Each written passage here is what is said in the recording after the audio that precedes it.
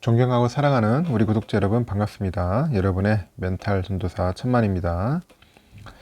여러분들 잠시 오전에 이제 쉬고 한번 우리 미국 증시 관련해 가지고 한번 잠시 여러분들에게 설명드리도록 해볼게요. 미국 증시 그렇게 썩 좋진 않았습니다.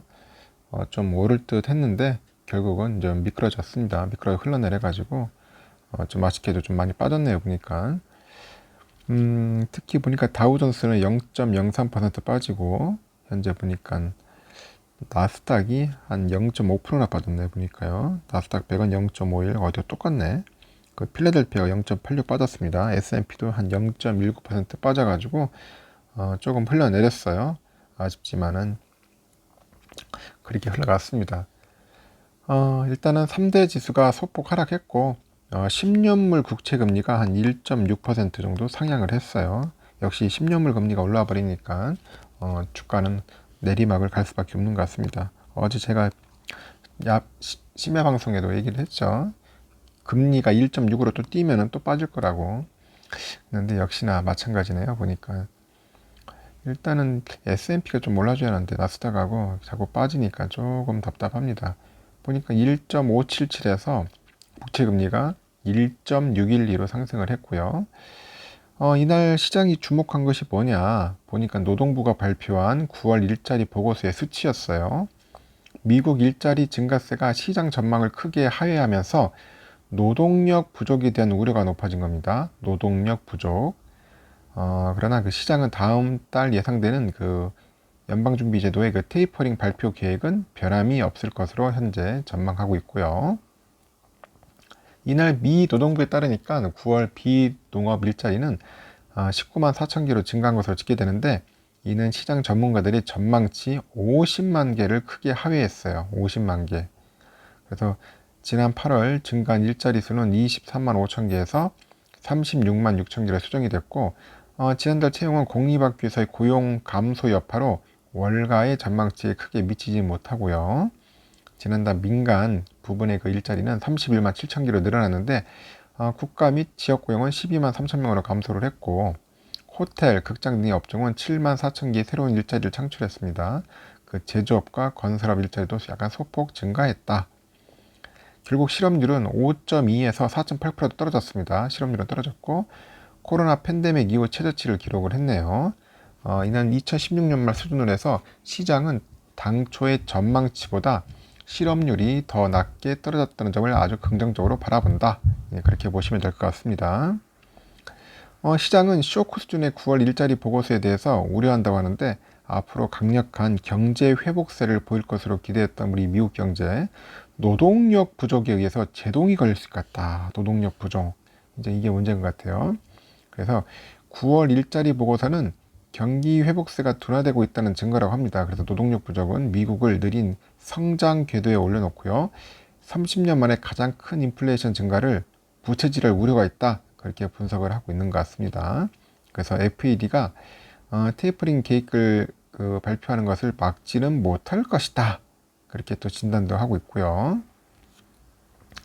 그리고 또 전문가라는 사람이 또 이런 얘기를 합니다. 또 최근 고용 증가율이 코로나 그 델타 변이 여파로 인해서 여름 초에 비해 둔화됐지만은 연준이 11월에 FOMC 회의에서 테이퍼링 발표 계획을 이행하기에는 충분할 것 같다. 뭐 그렇게 평가도 하고 있고, 그리고 기본적으로 연준은 다음 달 테이퍼링을 발표하는 계획을 그대로 밀고 나갈 것 같다고 이렇게 얘기를 하면서 하지만 상황이 악화될 경우에는 테이퍼링을 멈출 수 있도록 여지를 남겨두기 위해 사용하는 언어에 보다 신중을 기할 것 같다. 이렇게 전망도 하고 있는 것 같습니다.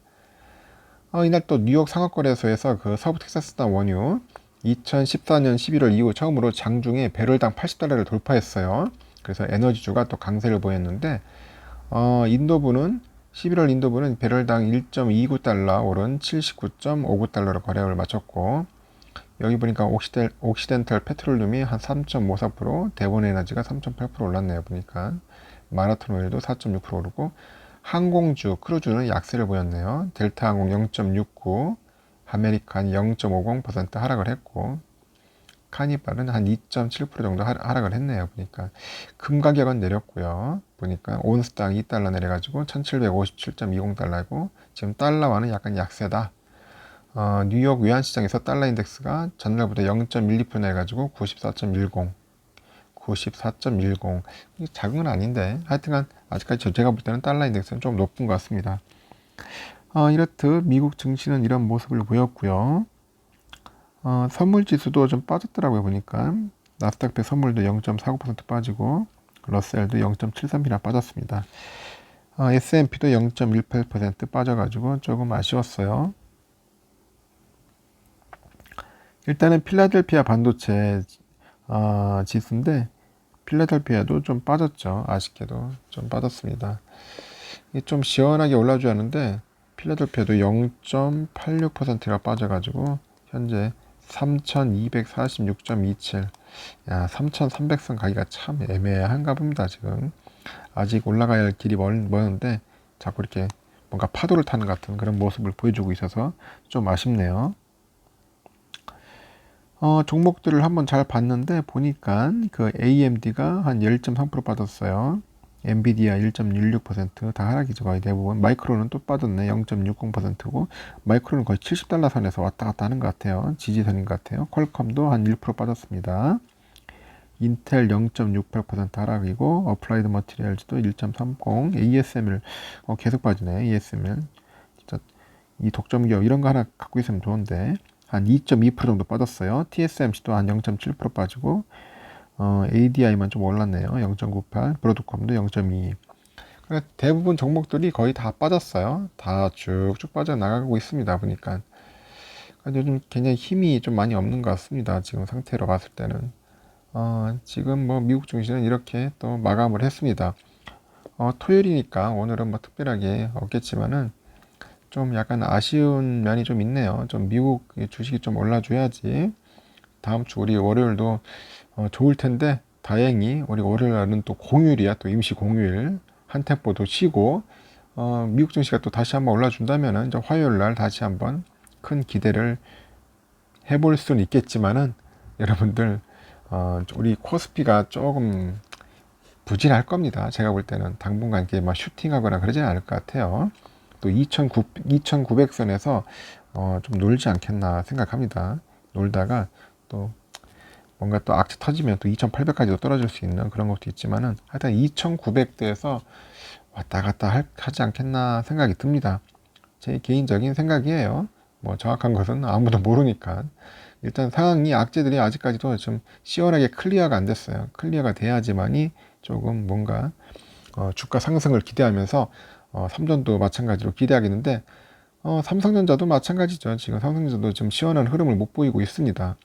그래서 어제 얘기도 했지만은 오늘 새벽에도 마찬가지로 한 11월 중이나 좀 어느 정도 기대를 해볼까. 10월 달까지는 아직까지 좀 별로 좋지는 않을 것 같다. 뭐 그런 이야기를 제가 한번 언급을 한 거죠. 하여튼 뭐 그걸 떠나서 여러분들은 딴 건 없어요. 하여튼 그날 하루에 최선을 다하면서 저점에 하나씩 모아가지고 수량에 최선을 다하자. 수량이 깡패다. 결국 그 말을 제가 전달했던 겁니다. 열심히 수량이나 모아가지고 나중에 혹시 뭐 갑자기 또 슈팅할 수도 있고 하니까 그때를 대비했으면 좋겠습니다. 그리고 또 멀리 보는 입장에서는 수량이 가장 중요해요. 많이 모아가지고 여러분들 나중에 큰 이익 남겼으면 좋겠고 지금 당장의 평단가나 그런 수익률에는 너무 연연하지 않았으면 좋겠습니다. 하여튼 오늘 토요일인데 날씨가 좀 좋아지네요. 좋아지니까 나가서 한번 힐링도 하시고 산책도 하시면서 여러분들 유쾌하고 즐거운 하루 보내셨으면 좋겠습니다.